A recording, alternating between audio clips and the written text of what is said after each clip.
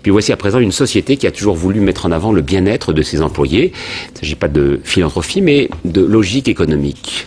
Le reportage de Christine Chapelle et Éric Bourbotte. Ne fiez pas aux apparences, ces employés sont sur leur lieu de travail et utilisent le matériel de l'entreprise. Au siège de Google France, un grand espace détente contient baby-foot, console de jeu, fauteuil massant. La finalité, c'est qu'un employé détendu travaille mieux et communique mieux avec ses collègues. L'une des grosses difficultés dans une entreprise, c'est la communication interne, essayer de faire en sorte que les comprennent comment ils pourraient interagir. Et ce genre d'initiative finalement et d'organisation, ça favorise ces échanges d'idées. Chez Google, la communication doit se faire facilement et à tous les niveaux.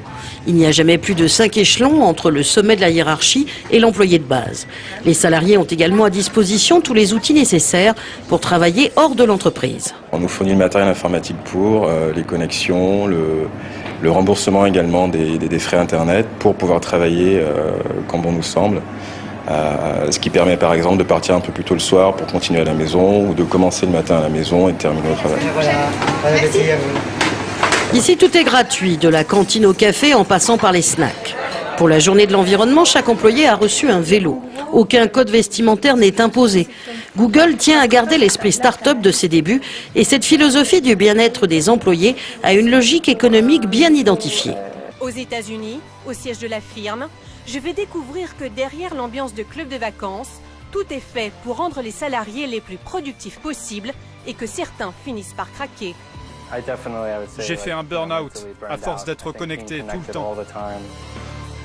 En Irlande, à Dublin, je vais comprendre comment Google réussit à gagner beaucoup d'argent grâce à la publicité, tout en payant un minimum d'impôts. En France, je vais voir à quel point Google nous suit à la trace dans notre vie quotidienne. Et ça commence même à l'école. Des traces parfois embarrassantes et difficiles à effacer. Enfin, à Londres, je vais découvrir comment Google livre nos données personnelles au service de renseignement à notre insu. Créer la machine d'espionnage du futur. Faut-il avoir peur de Google? Comment ce moteur de recherche est-il devenu aussi puissant? Enquête sur la face cachée du géant du net, le plus secret du monde.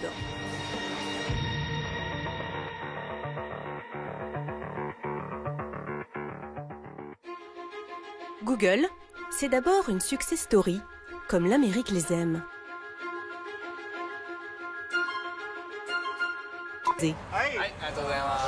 Que pensez-vous de Google? C'est sympa. C'est génial, ils ont des super bureaux. Vous aimeriez travailler ici? Ah oui. Voilà ce qui fait rêver ces jeunes. Au siège de Google, à Mountain View, l'ambiance est plutôt cool. Beach volley, petit coin bar à l'ombre, déjeuner gratuit en terrasse, on se croirait dans un club de vacances. Les salariés qu'on appelle les Googlers ont en moyenne moins de 30 ans et tous ont l'air très heureux. Quand je les interroge en caméra discrète, ils ne disent pas autre chose. C'est cool de travailler ici? Oui, regardez. Je travaille ici depuis 1 an. L'énorme avantage, c'est la nourriture gratuite. Ça, c'est top. On est très bien payé, donc ça résout pas mal de problèmes au quotidien. Et les conditions de travail sont vraiment incroyables. Il y a des enfants partout, c'est toujours comme ça? Non, pas tous les jours. Là, c'est juste une journée spéciale, où les salariés peuvent venir travailler avec leurs enfants. Pour cette journée spéciale enfants de Googlers, tout est prévu. Jeux, activités en plein air à la gloire de Google. Et pour finir, une jolie photo souvenir. Comme cette jeune fille, fière d'afficher sur son écriteau que son papa travaille chez Google. C'est comme ça que la firme américaine construit son mythe. Pour nous convaincre que l'ambiance est aussi cool à l'intérieur, Google a mis en ligne ses vidéos.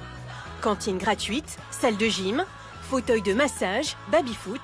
Bref, à en croire ces belles images, Google, c'est l'endroit rêvé pour travailler.